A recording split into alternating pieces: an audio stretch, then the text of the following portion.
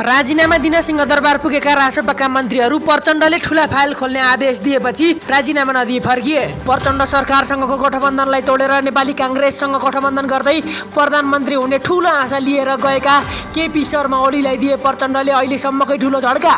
गृहमन्त्री रवि लामिछानेले गिरिबन्धु टी स्टेटको जग्गा प्रकरणको फाइल खोल्न लागेपछि केपी शर्मा ओली तर्सिएर शेरबहादुर देउवाको शरण लिन पुगेका थिए र उनले रातारात सरकार बनाउने गठबन्धनमा समेत हस्ताक्षर गरेका थिए। तर प्रचण्ड र गृहमन्त्री रवि लामिछाने चुप लागेर बसेनन्। उनीहरूले ओली देउवा गठबन्धन सरकारलाई 1 महिना पछाडि धकेलिदिएका छन् र दुईजना मिलेर अब गिरिबन्धु टी स्टेट मात्र नभएर 25 वटा ठूला फाइलहरू खोल्नका लागि प्रधानमन्त्री प्रचण्डले गृहमन्त्री रवि लामिछानेलाई आदेश समेत दिएका छन्। फाइल खोल्न र भ्रष्टाचारीहरूलाई जेल कोच्नका लागि खरिएका गृहमन्त्री रवि लामिछानेले त्यति आदेश पाइसकेपछि त किन चुप लागेर बस्थे र?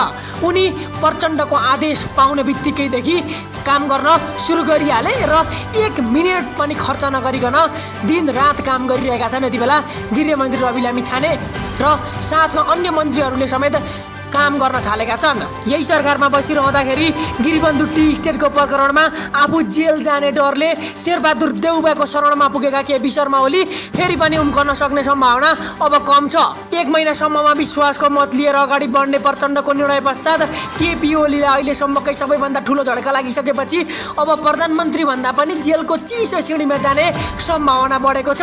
जेल गइन्छ कि भन्ने डरले थरथर कामेका केपी शर्मा ओलीले आफ्ना मन्त्रीहरूलाई सामूहिक राजीनामा दिन लगाएर सरकारबाट छिटो हट्न प्रधानमन्त्री पुष्पकमल दाहाललाई पटक पटक आग्रह समेत गरिरहेका छन्। तर प्रधानमन्त्री पुष्पकमल दाहाल प्रचण्ड तपाईहरू सबैलाई थाहा छँदैछ होला, उनी त्यति सजिलै सत्ता छोड्ने व्यक्ति पटक्कै होइनन्। उनी यस्तो चाल रचिरहेका छन् जसले चाहिँ केपी शर्मा ओलीलाई अब सत्ताबाट पाखा लगाउँदै नेपाली कांग्रेसलाई सत्तामा ल्याउने र आफ्नै पहिलेकै गठबन्धनलाई निरन्तरता दिने सोचमा अगाडि बढिरहेका छन्। जसले गर्दा सभामुख र उपसभामुखसँग छलफल समेत गरेर प्रधानमन्त्री प्रचण्डले अबको करिब 1 महिनाभित्रमा फेरि अर्को विश्वासको मत लिएर सत्तालाई स्थायित्व दिने निर्णयमा पुगेका छन्। अबको 1 महिनाभित्रमा केपी शर्मा ओली मात्र होइन, आरजु देउवासम्म जेल जाने पक्की जस्तै देखिन्छ। गृहमन्त्री रवि लामिछानेले करिब 25 वटा फाइल खोल्नका लागि तयार भइसकेपछि केपी शर्मा ओली शेरबहादुर देउवाको हात थाम्न पुगेका थिए। तर अब त्यहाँबाट पनि केपी शर्मा ओली उम्कन सक्ने सम्भावना अत्यन्तै कम छ। मेयर भालेन शाहले समेत पटक पटक केपी शर्मा ओलीले गरेको कर्तुतको पर्दाफास गरिरहेका छन्। त्यति मात्र नभएर सर्वोच्च अदालतले समेत केपी शर्मा ओली दोषी भएको आदेश जारी गरिसकेको छ। त्यसैले गर्दा अब सानातिना माछा मात्र होइन, निकै ठूला अर्थात् पूर्व प्रधानमन्त्रीहरू समेत जेल जान सक्ने सम्भावना अत्यन्तै उच्च रहेको छ। नेकपा एमालेका मन्त्रीहरूले सामूहिक राजीनामा दिइसकेपछि उक्त मन्त्रीहरूको जिम्मेवारी आफैले लिँदै प्रधानमन्त्री प्रचण्डले अन्य मन्त्रीहरूलाई नियमित जसरी काम गर्नका लागि निर्देशन दिएका छन्। विशेष गरेर राष्ट्रिय स्वतन्त्र पार्टीका मन्त्रीहरूबाट जनताहरूलाई धेरै आशा रहेको थियो। त्यसै अन्तर्गत उनीहरूलाई आफ्नो काम निरन्तर गर्नका लागि प्रधानमन्त्री पुष्पकमल दाहाल प्रचण्डले कडा निर्देशन दिएका छन्। पहिला जसरी काम भइरहेको थियो, मिडियामा सार्वजनिक रूपमा सत्ता समीकरण फेरबदल भयो भन्ने समाचार आएकै भरमा आफूले काम गर्न नछाड्नुहोस्, कसैले सत्ता छाड भनेर बोलेकै भरमा म सत्ता छाड्दिन भन्दै पुष्पकमल दाहाल प्रचण्डले आफ्नो अडनलाई कायमै राखेका छन्।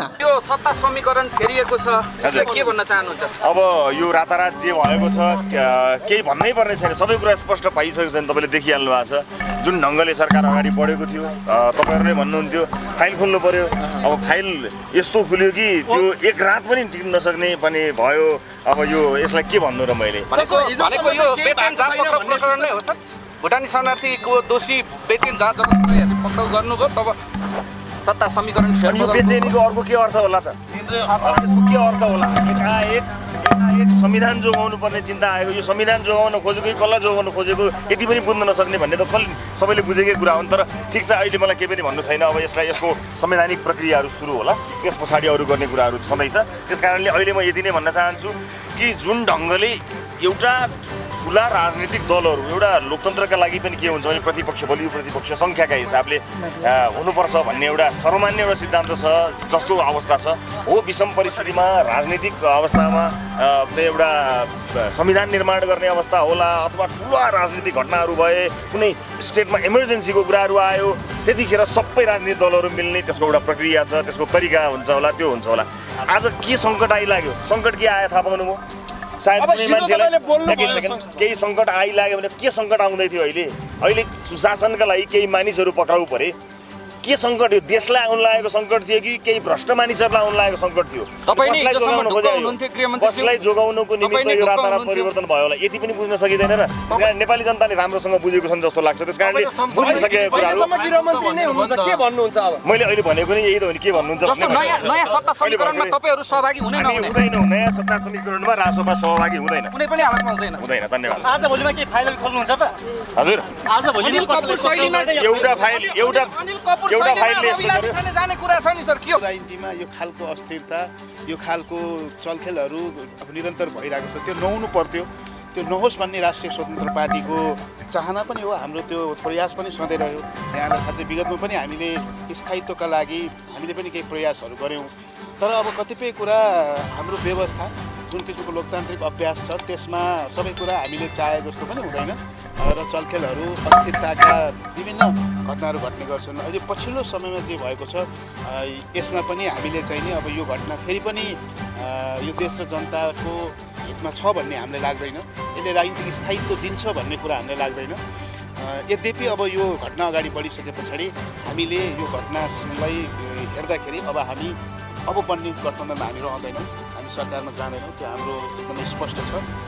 बाँकी के गर्छौँ भन्ने कुरा चाहिँ अब अहिले सबै खालको अनुमान र आधिकारिक केही प्रक्रिया अगाडि नबढिसकेको हुँदा सरकार परिवर्तन गर्ने, सरकार अर्को बन्ने प्रक्रिया अघि बढेपछि हामी स्वाभाविक रूपमा बाहिर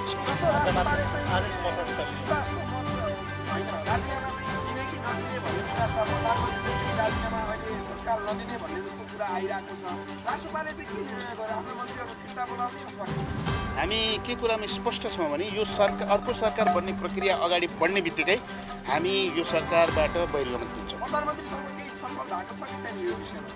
यो विषयमा नै त छलफल भएको छैन, तर अहिलेसम्म पनि हामी सरकारमा छौँ नि त, त्यस हिसाबमा एउटा राजनीतिक संस्कारका हिसाबमा पनि हाम्रो संवाद भइरहेको छ। तर राष्ट्रिय स्वतन्त्र पार्टी स्पष्ट के कुरामा छ भने अर्को सरकार बन्ने प्रक्रिया सुरु हुने बित्तिकै हामी हाम्रा मन्त्रीहरूलाई फिर्ता बोलाउँछौँ, हामी बहिर्गमित हुन्छौँ। नयाँ सरकारमा पनि तपाईँको समावेश हामी जाँदैनौँ। यो घटनाक्रमलाई चाहिँ रासोपाले कसरी विश्लेषण गर्छ? जस्तो यो त एकाएक भयो, हिजोसम्म पनि गृहमन्त्रीले भनिराख्नु भएको छ कहीँ पनि हावा चलेको छैन, केही भएको छैन, एकदम शान्त छ माहौल भनेर भनिराख्नु भएको छ पत्रकारहरूसँग। तर एकाएक राति नै माहौल उलट भयो। घटनाक्रमहरूलाई चाहिँ रासोपाले कसरी व्याख्या गर्छ? अब नेपालको राजनीतिक इतिहासमा यस्तो एकाएक धेरै भएको भएर देश र जनताले न्याय नपाएको हुन्, देश र जनताको उन्नति प्रगति नभएको हो। हामी यो एकाएक होस् भन्ने कुरा चाहँदैनौँ। तर अब यहाँलाई मैले जानकारी गराएँ, यो परम्परागत पार्टीहरू जुन कुरामा अभ्यस्त छन्, हाम्रो उपस्थिति पछाडि व्यवस्था परिवर्तन भए पछाडि जनताको सङ्घर्षबाट नयाँ व्यवस्थामा हामी गए पछाडि उहाँहरूको चेत खुल्यो होला, उहाँहरूको संस्कारमा पनि परिवर्तन भयो होला भन्ने हाम्रो विश्वास थियो। तर उहाँहरू फेरि पुरानै त्यही हिजो 2047 सालदेखिको जुन कुरामा अभ्यस्त हुनुहुन्थ्यो त्यो कुराबाट उहाँहरू पर जानुभएको छैन, त्यो पाएनौँ। हामीले यो सबै कुराप्रति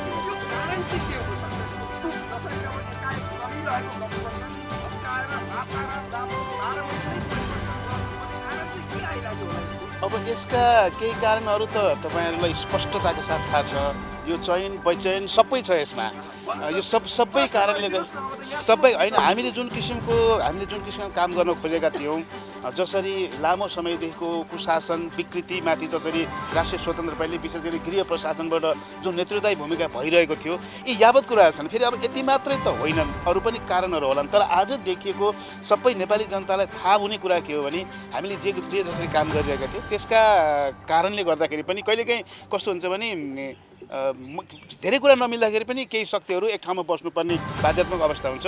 त्यो बाध्यात्मक अवस्थाले यो सिर्जना गर्यो भन्ने रासोपाको ठम्याइ हो। सचिवालय बैठक पनि बोलाइयो आकस्मिक, अब केही छलफल पनि भयो। यात्रा चाहिँ अब तपाईँहरूका पार्टीबाट मन्त्रीहरू पनि अब मन्त्री हुनुहुन्थ्यो, उहाँहरूको समीक्षा यो यात्रालाई कसरी समीक्षा भयो? हामीले अहिले चाहिँ त्यो गर्न भ्याएनौँ। हाम्रो भोलि पार्टीको केन्द्रीय कमिटी बैठक पनि छ, त्यो हाम्रो अगाडि नै हामीले राखेको केन्द्रीय कमिटी हो। राष्ट्रिय स्वतन्त्र पार्टीको यो अवधिसम्मको सरकारमा हाम्रो जुन उपस्थिति थियो त्यसको हामी समीक्षा गर्छौँ र त्यसबाट हामीले सिकेका कुरा, त्यसबाट हामीले हाम्रा कमी कमजोरी सबैको समीक्षा गर्छौँ र आगामी दिनमा अगाडि बढ्छौँ। राष्ट्रपाले भनेका कुराहरू धेरै कुराहरू चाहिँ अहिले मिल्दै गएका छन्। अहिले पनि यो गठबन्धन समीकरण बन्दैछ। यसले पनि संविधान संशोधन गर्ने यो निर्वाचन प्रणालीलाई चाहिँ अलिकति यो सानो पार्टीलाई यसलाई चाहिँ फरक तरिकाले अगाडि बढाउने भन्ने विचारहरू आएका छन्। यो चाहिँ राष्ट्रपाको मूल एजेन्डा नै थियो। अब चाहिँ राष्ट्रमा फेरि सरकारमा जानुपर्छ। अन्ततः यो निर्वाचन पनि हाम्रै एजेन्डामा आए भन्ने खालका टिका टिप्पणी पनि भइरहेका छन्। भित्र कुरा चाहिँ भयो। पहिलो कुरा हामीलाई के लाग्छ भने यो संसारमा सामान्य लोकतान्त्रिक संस्कारमा पहिलो पार्टी र दोस्रो पार्टी ठुला पार्टी मिलेर सरकार बनाइँदैन। त्यो बनाउनु हुँदैन भन्ने हो। लोकतन्त्रको स्पिरिट त्यसको भावनालाई मान्ने हो भने त्यो गर्नु हुँदैन भन्ने हो। उहाँहरूले त्यो गर्नुभयो। गरे पछाडि त्यो कुरालाई ऱ्यासनलाइज गर्नलाई मात्रै उहाँहरूले संविधान संशोधन लगायतको राष्ट्रिय सहमति भने जुन त्यो ग्रान्ड न्यारेटिभ भन्छ नि त्यो ठुलो भाष्य बनाउन खोज्दै हुनुहुन्छ। त्यो चाहिँ नि त्यो दुईवटा ठुला पार्टी सँगै आउनु पर्नको बाध्यतालाई ढाँट्नुभयो छल्नुभयो भन्ने हाम्रो बुझाइ हो। यद्यपि यसो भनिरहँदाखेरि साँच्चीकै उहाँहरूले देश र जनताको हितमा संविधान संशोधन गर्न, नेपाली जनतालाई अझ अधिकार सम्पन्न बनाउन, नेपाली समाजलाई अझ रूपान्तरण गर्न र नेपाली जनताको अधिकारलाई फराकिलो सङ्कुचित होइन फराकिलो बनाउन उहाँले संविधान संशोधन गर्न चाहनु भएको हो भने रासोपाले सुरुवाती दिनदेखि त्यो कुरा गरेको थियो। रासोपाले त्यसमा उहाँहरूलाई सहयोग गर्छ।